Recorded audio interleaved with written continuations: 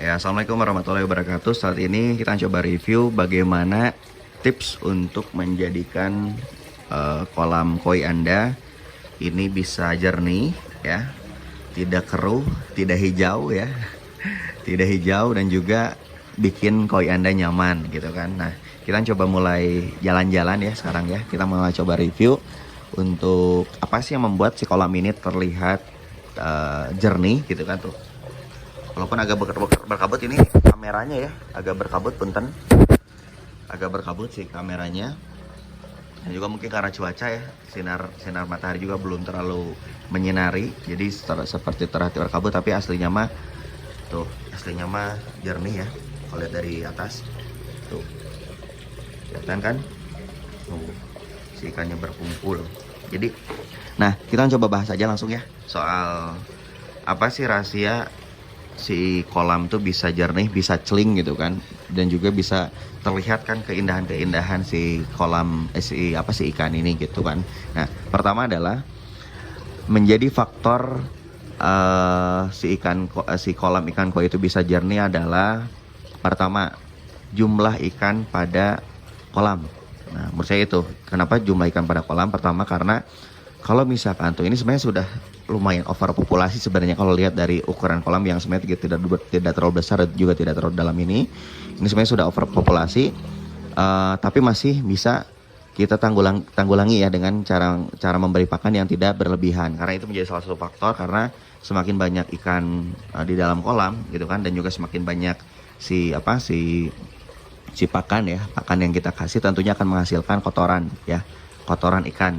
Nah, si kotoran ikan, nah bagi bila mana kotoran ikan itu banyak gitu kan, dan juga tidak terfilterisasi dengan baik, tidak ternitrifikasi dengan baik, nah ini akan menjadi suatu masalah baru. Jadi si kolam ini nanti akan keruh dan juga tidak membuat nyaman si ikan koi ini. Karena banyak juga cerita dari teman-teman saya gitu kan, banyak yang WA, "Mang, nah hanya di kolam saya mah tidak bening." Pertama tidak bening, yang kedua itu si ikan koinya cepat mati. Nah, saya kasih tahu, emang di rumah filternya seperti apa? Ya kolamnya seperti inilah, kurang lebih seperti ini ya luasnya gitu kan, si besarnya. Nah, filternya cuma 2 chambernya gitu kan. Filternya cuma 2 chambernya, dan juga pakai apa gitu ya, saya lupa. Terus tidak besar si chambernya, jadi malah lebih besar kolamnya kan. Sebenarnya kalau rumusnya mah kan lebih baik seimbang ya, atau ini misalkan teh sekitar 70% ya si luas kolam tuh. Nah, 30%-nya untuk si chamber gitu. Nah, teman saya tuh 90% kolam, 95% kolam, 5% chamber. Nah, itu jadi masalah karena nanti si kotoran si ikan koi nya itu tidak ternitrifikasi dengan baik ya. Tidak terolah dengan baik. Kurang lebih seperti itu ya. Jadi itu pertama adalah populasi ikan ya. Itu mempengaruhi kejernihan dan juga kejernihan dan juga si kenyamanan si ikan itu sendiri. Nah, yang kedua adalah ini. Nah, sebenarnya sih yang pertama, cuma saya dijadiin yang kedua aja ya. Nah, ini maaf harusnya diganti sama kayu ulin ya. Nah, ini adalah faktor penting ya. Jadi di sini sendiri ya Mang Ewok tuh ngasih ini tuh filter ya, filterisasinya juga dari 3 chamber.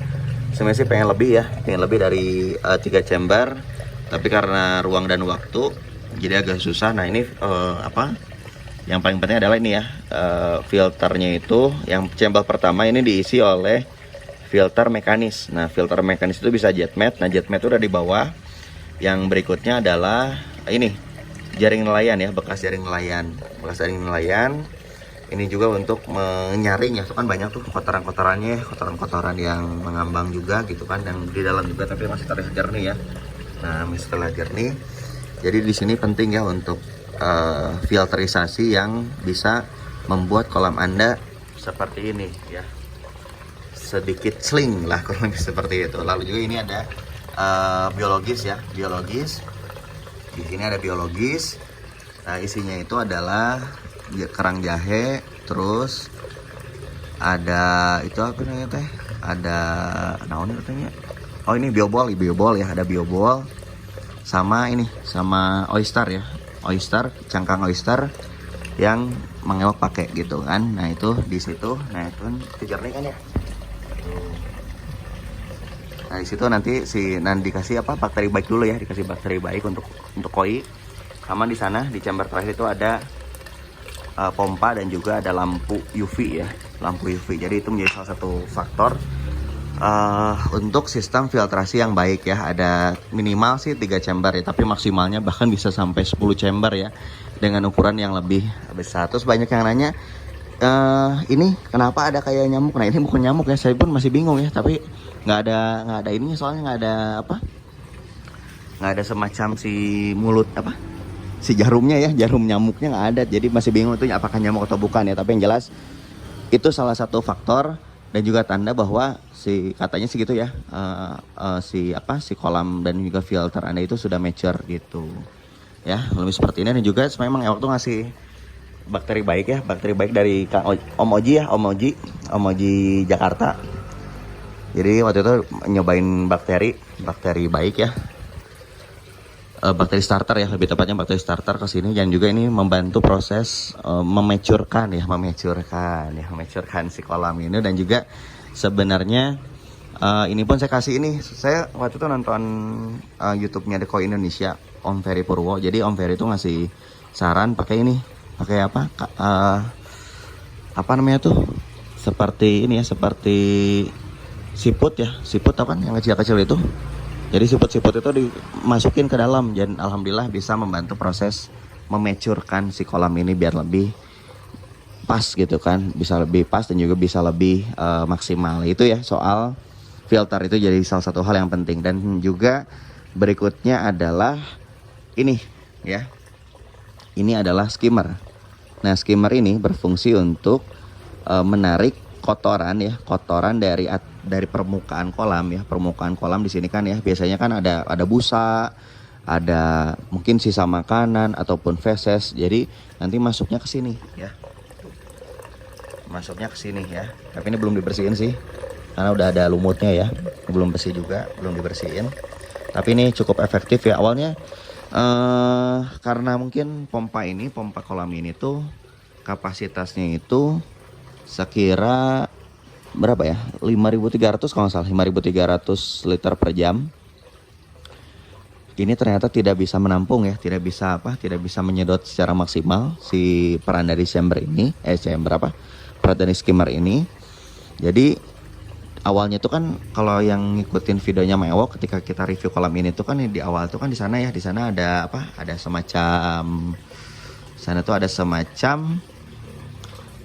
arus dari pompa akuarium gitu kan, dari pompa akuarium. Tapi akhirnya tidak dipakai lagi dan digantikan ke sini. Jadi di sini ada pompa kecil di dalam ya, pompa akuarium kecil untuk menjedot khusus. Makanya tadi kan ada ini nih tuh. Nah itu dari hasil pompa dari skimmer di atas itu. Jadi biar lebih maksimal, karena waktu itu pernah ada masalah banyak busa di bagian pojok-pojok sama di sini, karena skimmernya tidak jalan. Tapi setelah pakai skimmer alhamdulillah ya, jadi bisa lebih seling dan juga bisa menikmati ikan dengan senang dan juga dengan bahagia lah kalau bisa seperti itu. Jadi ada 3 ya. Pertama populasi, yang kedua filterisasi gitu kan. Yang berikutnya adalah skimmer. Peran skimmer itu sangat penting, dan juga pompa ya. Yang mungkin terakhir itu pompa ya. Bagaimana narik si kotoran tuh. Nah di sini ada tuh bawah ya. Di bawah itu ada bottom drain. Jadi di situ masuknya selain di sini dan juga di bawah. Nanti kotoran tuh tertarik dari dalam sini ya, dari sini. Terus masuk ke chamber 1 ke chamber 2 ke chamber 3, langsung balik lagi ke pancuran itu. Jadi pompa itu sangat penting sekali. Dan sebenarnya sih kalau kolam seperti ini pengennya sih di atas 10.000 ya, 10.000 liter per jam ya, 10.000 liter per jam. Tapi karena mungkin harganya sekarang lagi mahal juga ya, lagi mahal, sama si watt juga kan lumayan tarik juga ya, kurang lebih 100 wattan atau 200 watt ya pompanya ya, mesin pompanya. Jadi untuk sementara pakai yang 5.300 ya kalau nggak salah, 5.300an dulu lah gitu, sebelum nanti ada rezeki ya. Doain aja ya, semoga Mang Ewok dari YouTube ini bisa menghasilkan rezeki yang lebih ya. Nah jadi seperti itu ya, kurang lebih ada 4 poin. Dan juga satu lagi ada itu ya, si aerator juga. Nah aerator juga sebenarnya selain bagus buat si koi, karena menambah oksigen di dalam air. Ini pun berperan penting ya di bagian chamber. Jadi di chamber 2, jadi silikon biologis ya, filter biologis itu penting juga buat buat bakteri-bakteri baik ya, bakteri-bakteri baik nanti berkembang di sana untuk membantu proses nitrifikasi. Ya kurang lebih seperti itu. Itu air pancur, dan di dalam air pancur juga ada oyster ya, ada oyster untuk menstabilkan pH. Nah kurang lebih seperti itu ya, tips untuk cara menjernihkan air ya, air di kolam koi Anda. Semoga Anda terinspirasi, dan juga ini sebenarnya sih permintaan istri ya, pakai kaca tuh ya. Sebenarnya sih kalau ikan koi dilihatnya dari atas ya, itu kan dari atas dan samping beda ya. Coba. Nah, tuh. Kan kalau dari sampingnya gitunya tidak terlalu indah. Nah, tapi kalau dari atas kan indah. Tuh ya. Tuh, indah kan kalau dari atas kan. Jadi di sini tuh terlihat kan jernihnya air. Nah, itu kurang lebih ya. Nanti kita coba hadirkan lagi. Semoga Anda terinspirasi, dan semoga kolam Anda juga bisa lebih jernih daripada kolam ini. Mohon maaf bila ada kata-kata kurang berkenan, dan salam koi Indonesia. Selamat siang waktu sini, dan juga sampai jumpa. Assalamualaikum warahmatullahi wabarakatuh. Jangan lupa like, comment, and subscribe.